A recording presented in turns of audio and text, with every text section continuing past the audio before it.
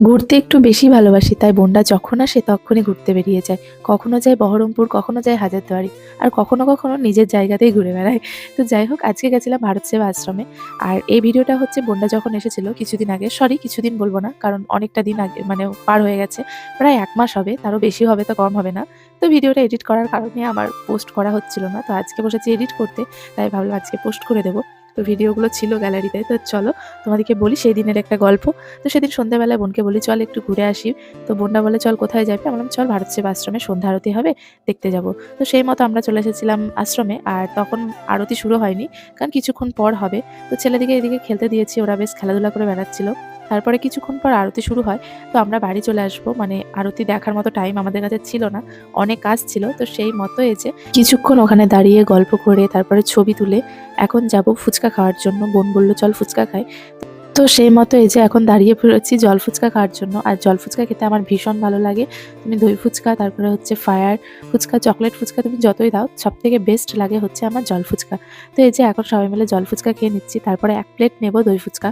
তো দই ফুচকা আমার বোন অনেকদিন খায়নি, ও বললো চল একটু দই ফুচকা খাই। তো দই ফুচকা বানাতে যেহেতু একটু টাইম লাগে, তাই আগে থেকে বলে দিয়েছিলাম যে 1 প্লেট দই ফুচকা আমাদের জন্য বানাবে।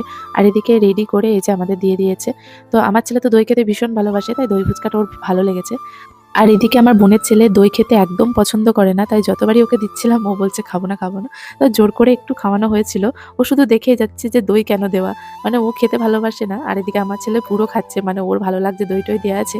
তাও জোর করে একটু খাওয়ানো হয়েছিল, সে সামান্য, মুখটা কেমন করছে তোমরা দেখলেই বুঝতে পারবে। তারপরে আমরা চলে এসেছিলাম একটা ওই যে কাঁসা পিতলের দোকান, বোনের কিছু কেনার ছিল বলতে একটা ছোট টিফিন বক্স, যেগুলো কিউট টিফিন বক্স বলতে পারো। ছোট্ট পাড়া, দেখতে খুব ভালো লাগে। এর আগে ও দুটো নিয়ে গেছে, তো আবারও দুটো নেবে, তার জন্য যে আবারও চলে এসেছি।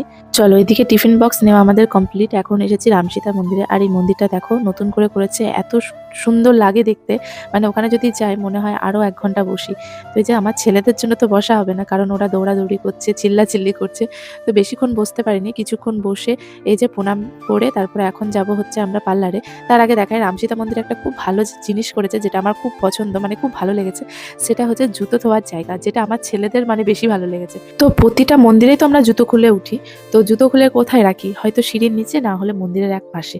কিন্তু এখানে জায়গাটা দেখো কি সুন্দর, ওই যে জুতো রাখার জায়গাগুলো করেছে, সব থেকে ওদের এটাই ভালো লেগেছে। আর আমার বোনের ছেলে তো সবার ওপরে জুতো রাখবে, তার জন্য নিজে থেকে উঠে জুতোগুলো রেখে দিয়েছিল। আর নামানোর সময় তাড়াহুড়ো করে নিজেই নামাচ্ছে, মানে ওর এই বিষয়টা খুবই ভালো লেগেছে, কি সুন্দর জুতো রাখার জায়গা।